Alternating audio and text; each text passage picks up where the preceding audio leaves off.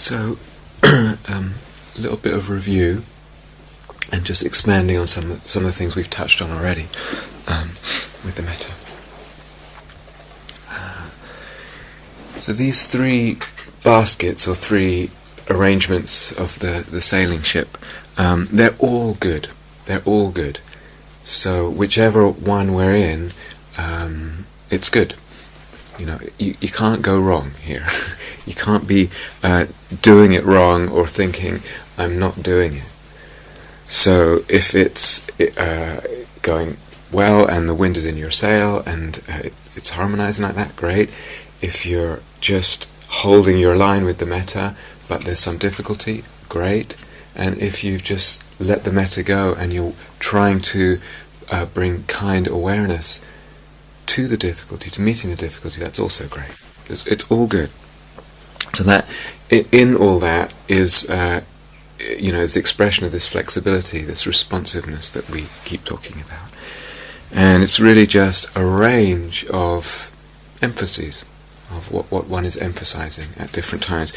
They're all the expression of loving kindness. They're all aspects of loving kindness. So whatever way we're leaning with that, they're all helpful, and they'll all be healing. They'll be there's healing in each of those baskets, those approaches, and they all have a kind of beauty to them. And for our purposes now here for this retreat, in the big picture they're completely equal.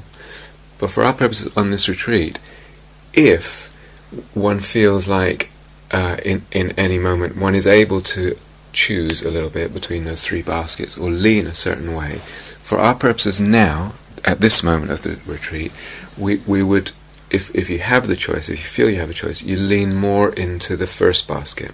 In other words, if there's a possibility of simply harmonizing the body field and the intention of the metta and things getting simple, and there's a bit of well-being in the body and a bit of comfort there, such opening up and softening, then that's what we're choosing of the three.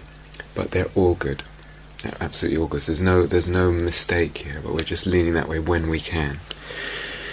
And in that way, we're kind of actually nurturing. We're nurturing well-being, and we're nurturing well-being through the body with this bodily tone when it's available. And like I said, that's without demand. I'm not pressuring anything. And sometimes, we may do a little experiment later on, but sometimes it's a matter, as I said, of just acknowledging a tone that's already subtly there in the body. One's just acknowledging rather than creating it or forcing it or demanding it. And one can begin kind of just gently coaxing that out. So if possible, or sometimes, you may want to, and see how you want to work. You may, I mentioned all this before, but you may want to kind of open up to the body first and just hang out with that light, delicate attention, and actually realize, oh, that tone's already there. And you're kind of establishing it, finding it. Actually, you're finding it there. And you find, for instance, a softness that's pervading the body. It's like a frequency in the bodily vibration in that space of the body, or a warmth, or an openness, or just a kind of quiet hum, or maybe something stronger. I don't know. And you're finding that, if you like, in the body, in the energy field, and using it. You begin using it as metta. You kind of interpret it as metta. Here's this hum, then I'm just gonna see it as metta. That's what I'll begin bathing myself in and radiating. Does that? Yeah? Okay. So you can kind of go both ways. You could just be with the body, open to the body, put the phrases in, put the intentions in, the light, etc., etc., and maybe something comes. Sometimes it will come, sometimes not. Or the other way around. You just hang out in the body, and it's, oh, actually there's something here, and then let that be the metta. That's what you wrap yourself in and you give away. And as we talked yesterday, the resonances to the phrases, you begin slowly over time, the sensitivity develops to the particular words, and you can feel that rippling through the body or expressing itself in the body in certain ways. as one acknowledges that that's maybe more present than one might have thought, that bodily just well-being or whatever, begins to come some confidence, a little bit of confidence comes slowly. And it comes out of this light, delicate attention, this sensitivity to nuance. And we're not necessarily going to, it doesn't have to be remarkable necessarily. It probably won't be, but it also may be. It may be that occasionally or regularly for some people or whatever, maybe on this retreat, maybe another retreat, it's actually quite strong bliss coming. Great. And then presently, what should I do with this now? It's so strong. It's possible, again in the context of this retreat right now, it's possible that you can just kind of sit in that bliss and rub your nose in it and soak it up and bathe in it and just enjoy it. Just enjoy it. Prioritize enjoying it. Focus on it. Burrow into it. Go into it. Open to it. Or you can kind of give it away. It's like, well, I've got this nice feeling. You have some. You have some. It's like that becomes the expression of the metta. That's what that is the metta. It's the flavour of the metta at that point. And this is so important, repeat it again, if, or rather when there's no bodily feeling, this is very normal, and it will go in and out of that many times, and we trust the phrases, and we trust this intention to plant the seeds through the phrases, through the visualizations. It's really normal for there to be no feeling at times. Maybe that's quite a lot of times, maybe it's intermittently, whatever. Completely. We trust the process of planting the seeds of intention. So,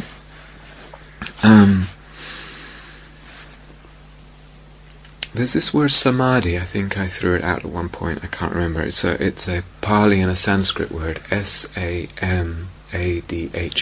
Samadhi.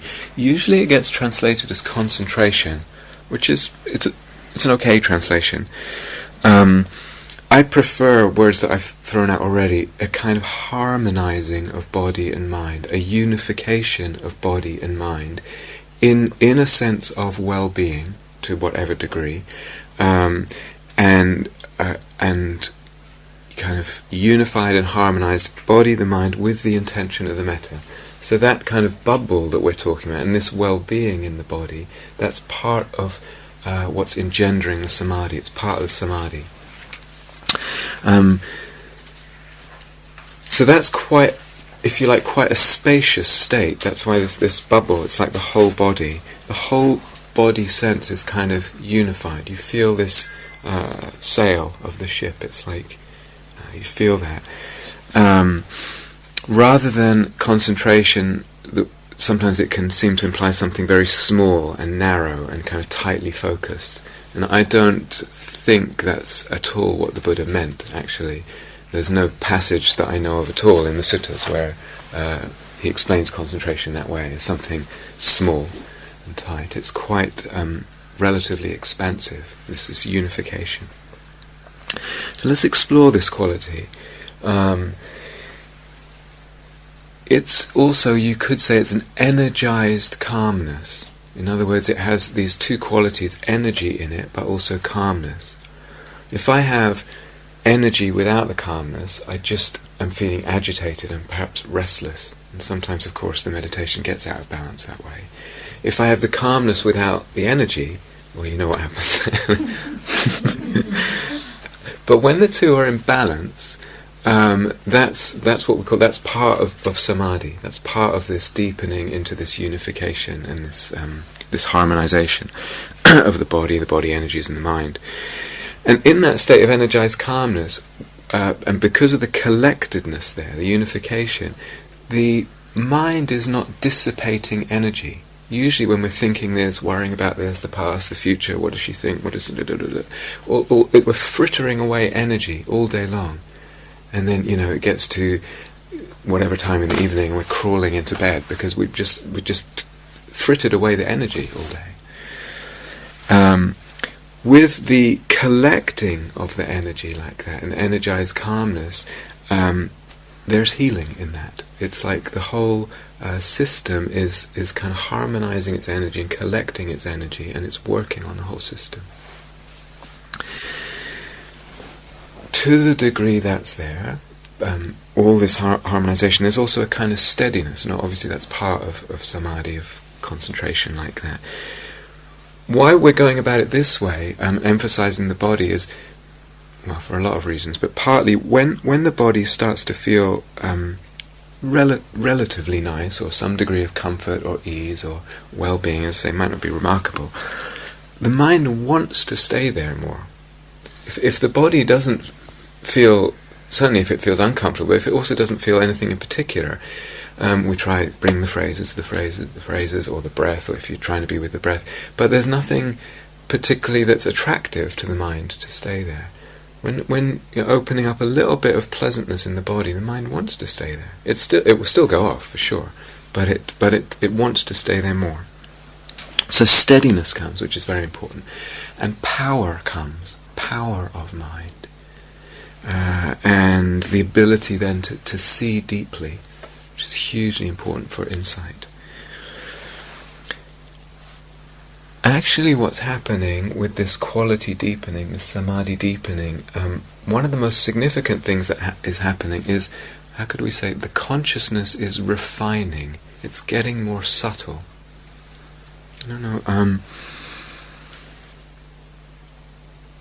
Does it make sense if I say that? Refinement? Yeah? Good, okay. This quality of samadhi, it also acts as a kind of cushion, in the sense when we, for some degree of people, when they go to the emptiness practices, it's sometimes, we'll talk about this when we get there, can sometimes bring up fear, etc. And the samadhi functions as a kind of cushion. It makes it okay to see deeply.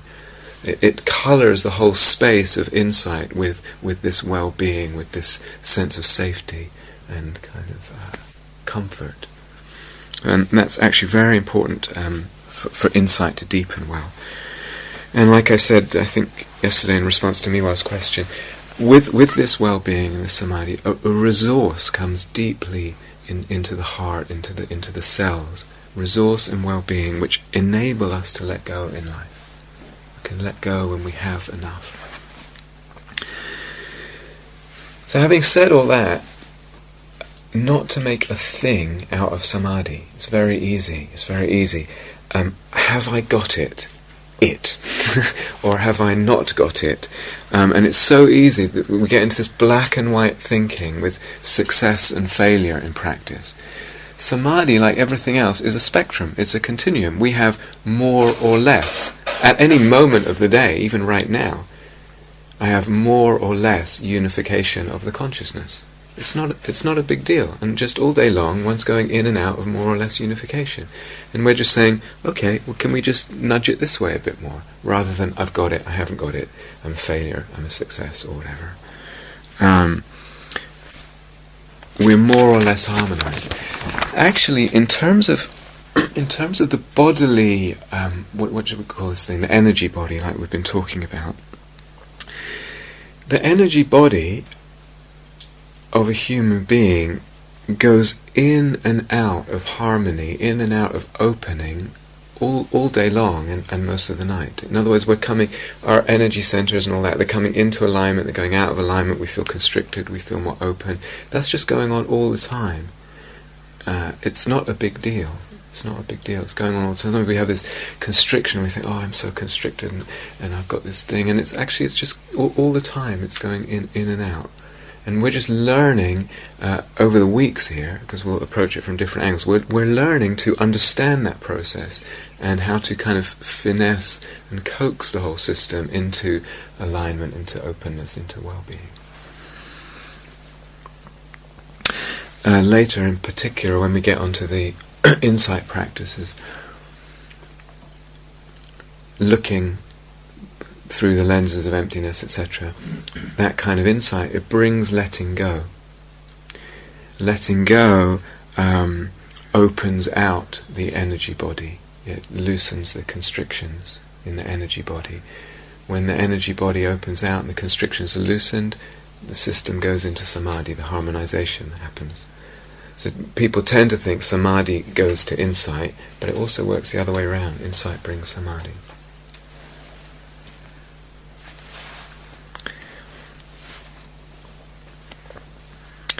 So, obviously, there's a great range in this well-being. Like I said, we're not necessarily looking for anything remarkable. Sometimes it's just a little sense of comfort or okayness somewhere in the body. Ease, maybe in the belly, it could be anywhere.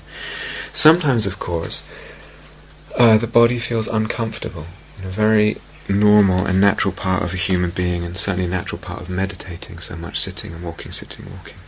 So, I want to run through some options when the body feels uncomfortable. The first one is move. Move the body. Be kind to yourself. Okay, we're not forcing anything here. So just gently, respect your body and what it needs, and gently, quietly move the body into a more easeful posture as an expression of loving kindness. And the second one, again, some of this mentioned before, when there's pain, the mind tends to get sucked into it and contracts around the pain. The consciousness, the space of consciousness gets small around the difficulty. This also happens emotionally as well. Does that make sense? Yeah? So, you've got a couple of options there. One is, see that it's getting sucked in, and I think this is in response to one of Juliet's questions one time. See that it's getting sucked in, and just see if you can kind of draw the mind out of that difficult place and sit it somewhere else where it feels okay in the body. So you might have a pain in the knee, and the attention keeps getting like a magnet, it goes there. You see, okay, then is it possible to draw the attention out there and just maybe the belly feels okay? There's just kind of warmth and okayness, a comfort in the belly. I just center my attention there, rest it there, not get so sucked in. Maybe it goes again and I bring it back. and it may be that that opens things up and allows them to settle more. It might be also because of the contraction that one wants to go to a much bigger space, maybe reopening that whole body space because it will contract around the pain. So you're just stretching that bubble again, stretching that balloon, opening it up.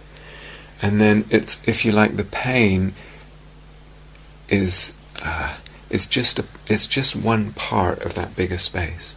And it won't take up all of it and make it so prominent.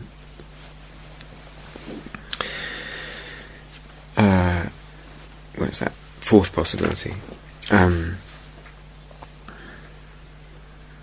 It's quite a lot, but hopefully it'll be helpful. So you can let the metta go, if you like, and go right to the pain. And just be right there with the unpleasantness of it, but with the focus being on allowing it to be unpleasant. So not so much on the clarity and how, I can see this really clear. It's more like just holding the pain, if you can see the hands, just holding it, cupping it in a kind of warm attention and allowing it. This moment can be unpleasant. This moment can be unpleasant. Just this moment, the emphasis is on allowing. We'll return to this later in the retreat. But that allowing is also a kind of kindness. Does that... yeah?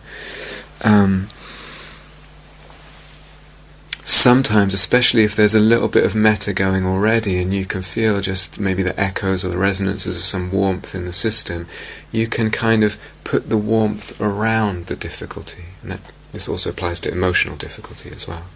You can kind of just let some warmth be around what is difficult. And that makes a big difference. You're holding it then in a different context. It is unfolding this difficulty in a different context. And I don't know how much we'll get onto this retreat, but context is everything. It has everything to do with emptiness, because it's about the relationship with things. Things don't exist independent of our relationship to them. For later. Okay, I've lost count. I think this is 1, 2, 3, 4, 5. This is number 6. Sometimes what happens in practice is things start to open, either emotionally or just energetically in the system, and sometimes that opening is painful. Sometimes also energies just get blocked. They get blocked in the system. Sometimes physical pain, in energetic terms, is just a block in the flow of energy. Don't be afraid to use your imagination here. So let's say I have a block in the throat, and it feels like, it's so tight in the throat and really uncomfortable. I'm trying to sit with it and walk with it, and there's this thing. What if I just imagine the energy flowing through it? Or maybe it's visual, maybe it's a kinesthetic imagination. I just imagine it going through that place. I don't even have to make a big deal of it kind of exploding through the block. I just imagine that it's flowing through. Maybe it wants to flow through and out the top of my head and back down like a fountain, maybe, who knows. But playing with it, or maybe it wants to flow the other way, or out that way, or this way. You can play with the imagination of the way the energy moves. And funnily enough, sometimes the places that feel the most blocked actually end up feeling the most open. So let's say, again, I have something in my throat. I could imagine the energy going through. I could also imagine that becomes the center of the metta. Even though it feels really blocked, I just imagine radiating the metta out from there. See what that does. So imagination is completely fine. In terms of emptiness, the boundary between imagination and reality gets very blurred, to say the least, as one goes deeper into this. Last possibility, you're sitting and there's some discomfort, there's some pain, maybe physical, maybe even emotional, and it's kind of going into a whole different attitude. Doesn't matter how I feel. Give the metta to someone else. This metta is for you. It doesn't matter how I feel. A little bit of bodhisattva energy coming in. Doesn't matter. I feel uncomfortable. It's not important that I feel uncomfortable. This metta is for you. It's for you. It matters how you feel. You're changing again. We're changing the relationship. So it's like giving oneself away. That kind of spirit coming in.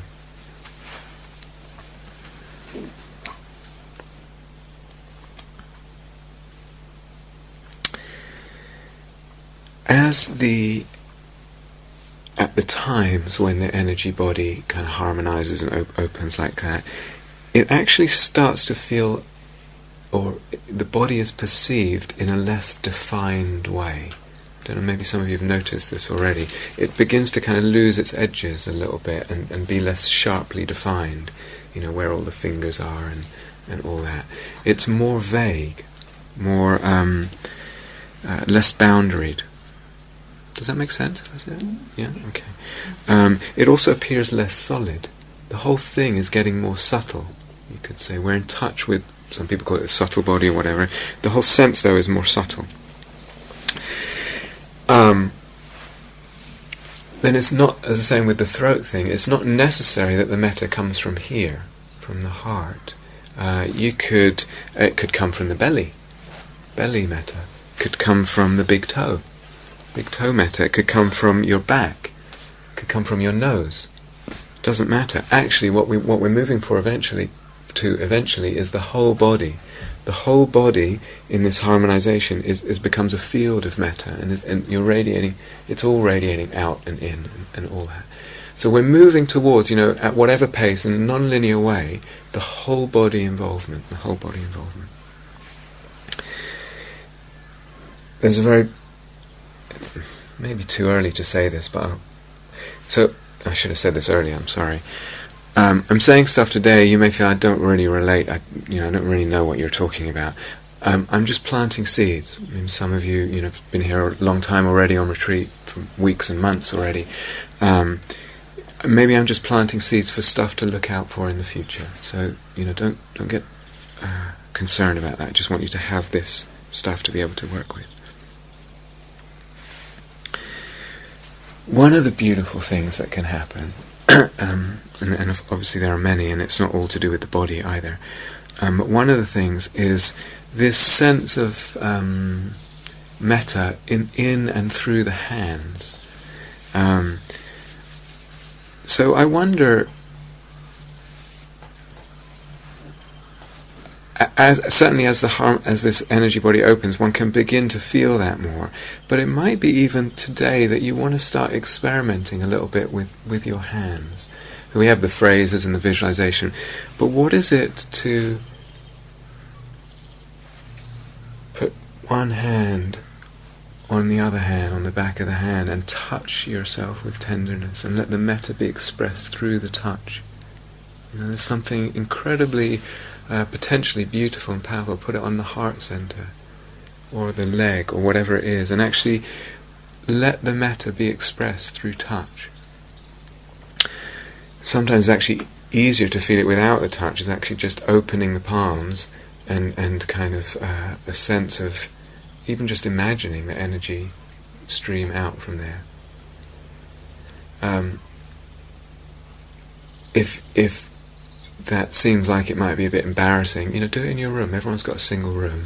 You can play with this. But there's something very lovely in the sensitivity that can open here. And we can express that to ourselves. And how often do we touch ourselves with tenderness? And then obviously that's available for others too, whether we touch them or not.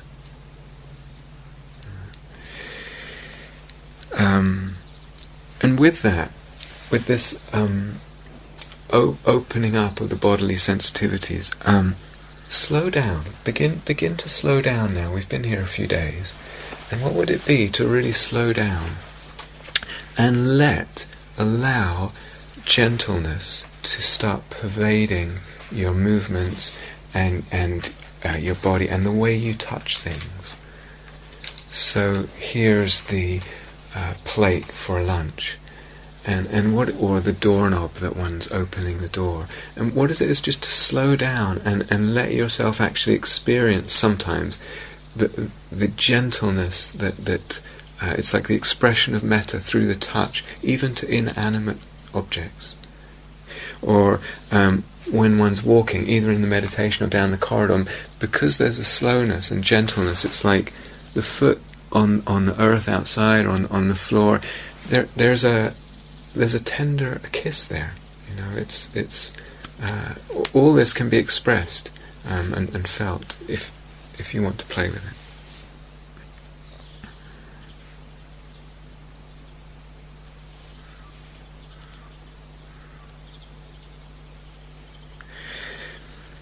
Okay, I'm going to stop there, and I'll just throw in one thing about the categories. So the idea with the categories, it's like we said, the aspiration with the metta is that it's boundless. It's completely includes everyone without exception, which is a tall order, So we move towards that in stepping stones.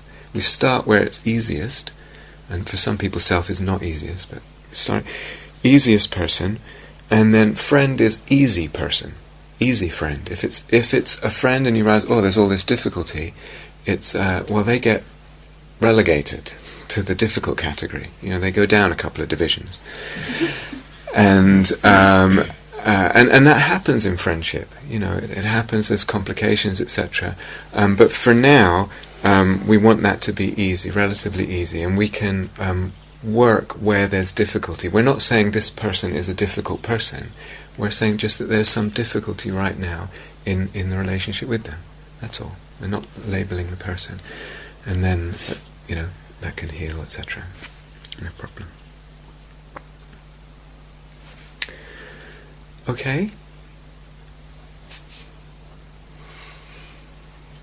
Yeah? Okay. Let's do a sitting together.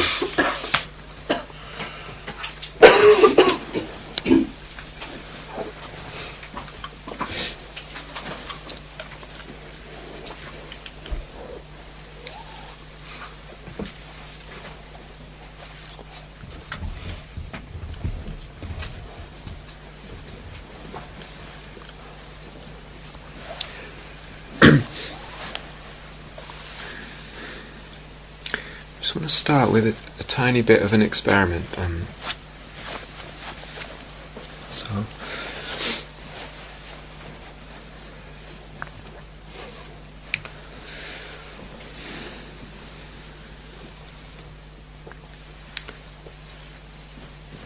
just feeling the sensations of sitting, sensations of contact, the cushion and the floor.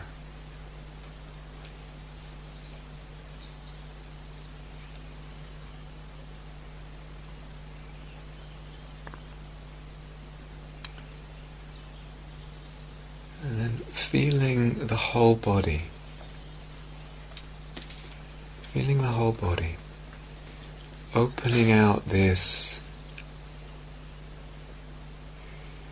balloon, this bubble of attention, of awareness, and stretching it like a sail, like a sheet stretched out, like a white sheet stretched out over the whole space of the body.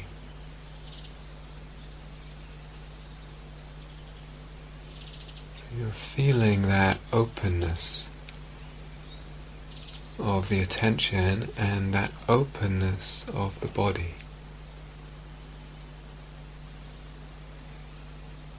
And just sensitive to however that feels in a space.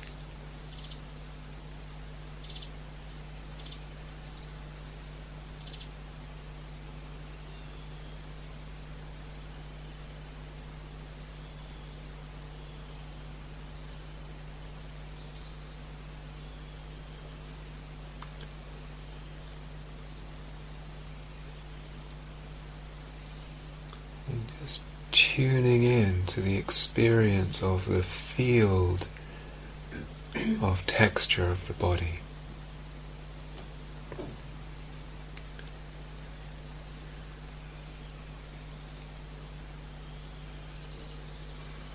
Now, is it possible to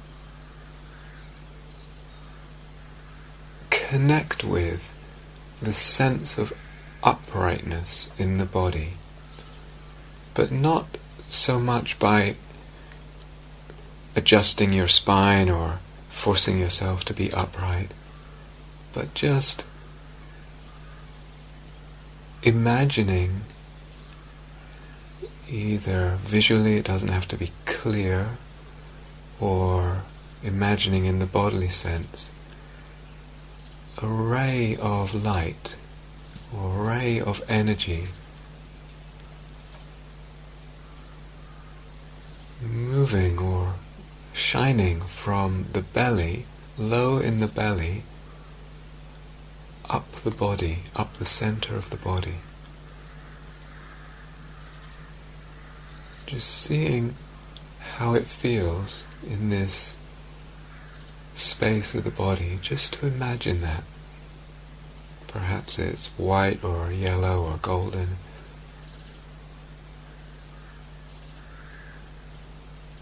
Clarity is not so important.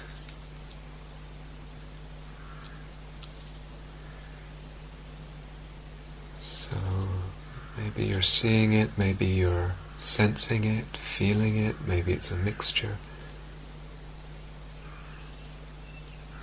This ray of light, perhaps it even goes out the top of the crown of the head.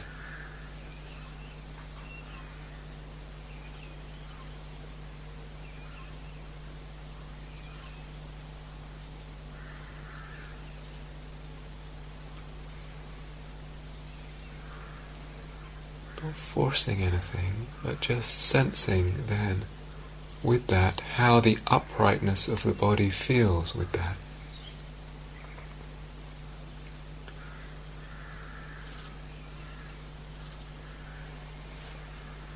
How does the belly feel now?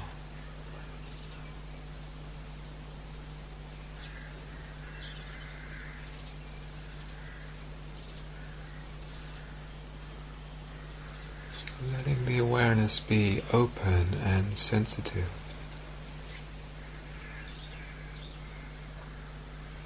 light, delicate.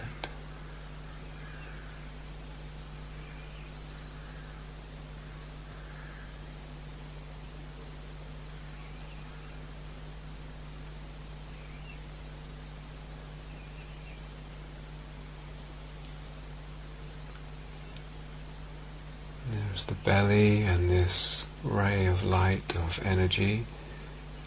And how about the heart center, or the center of the chest?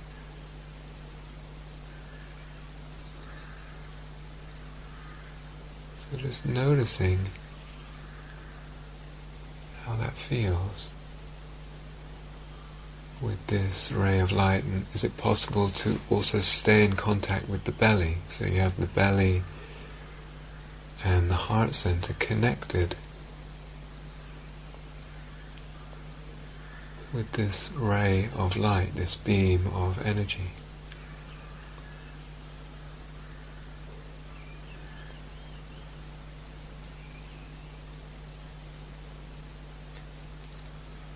Keeping the whole body involved, so the legs too, in the space of attentiveness, of sensitivity.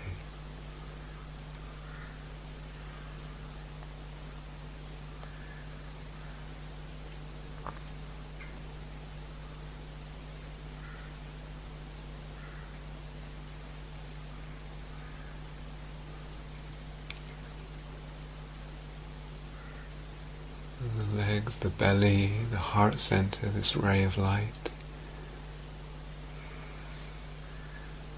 And perhaps you can also feel the lateral opening of the body across the chest. You're not forcing anything.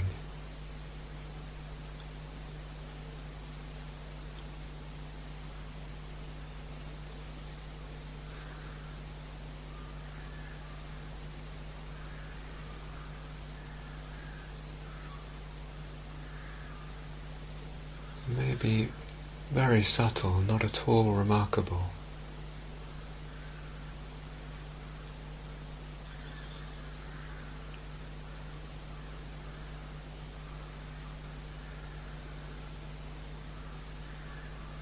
And how does the throat area feel? Is this light running up the vertical axis of the body, if you like, supporting the body?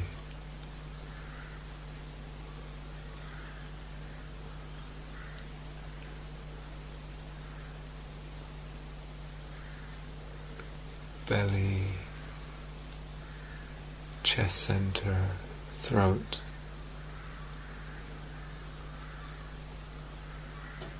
Connected.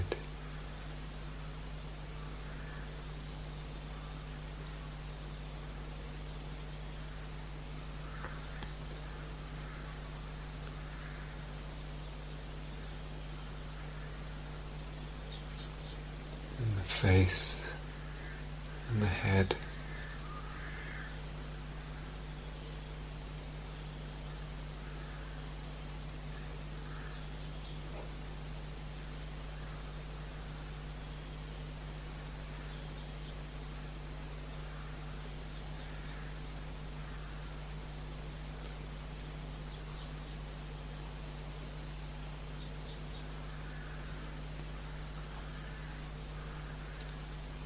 So if it feels very gently or subtly like the body is opening, let it open.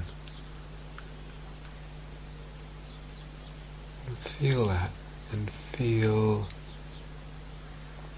the awareness pervade that whole space. So the awareness is opening to that whole space, filling.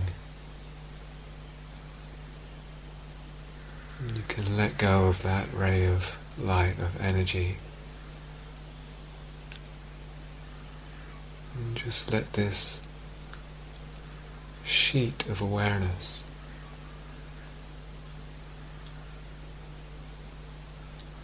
the bodily texture, just let it stretch with sensitivity over the whole space.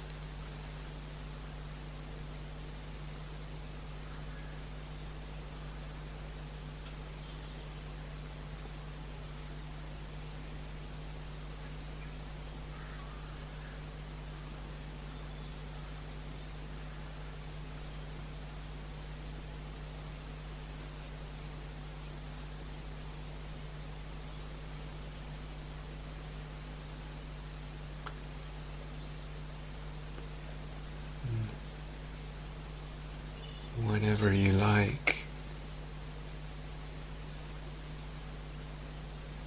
beginning the metta practice in whichever way feels most helpful for you, and beginning wherever feels most helpful for you right now.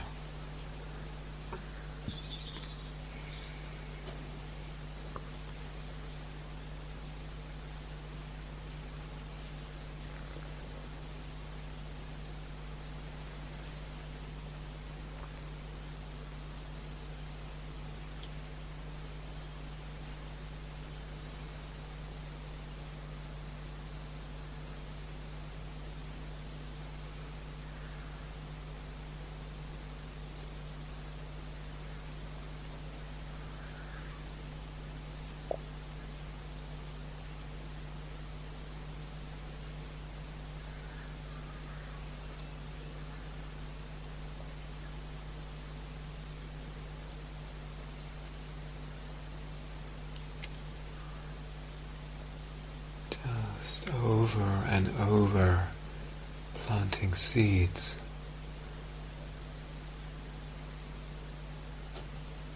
The intention of kindness.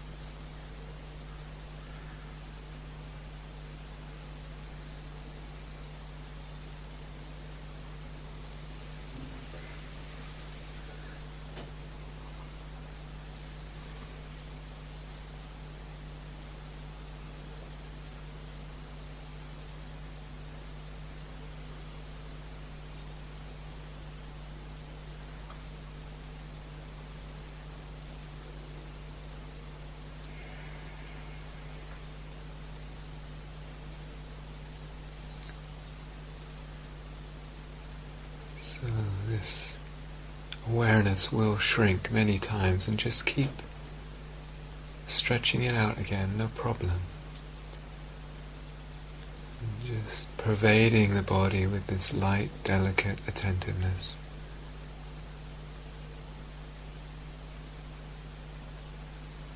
And Being patient with the metta and letting yourself play.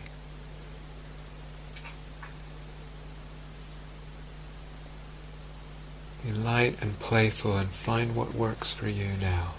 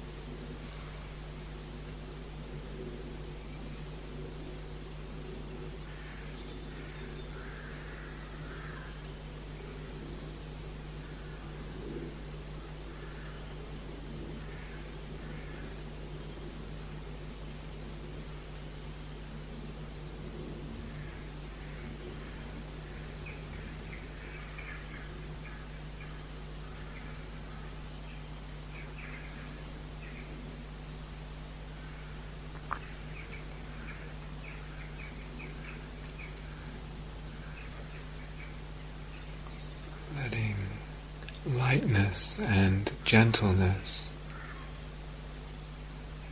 pervade your effort.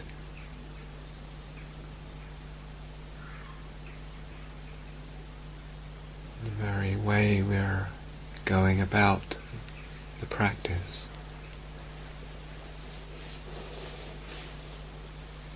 Let that too be light, be gentle, be kind.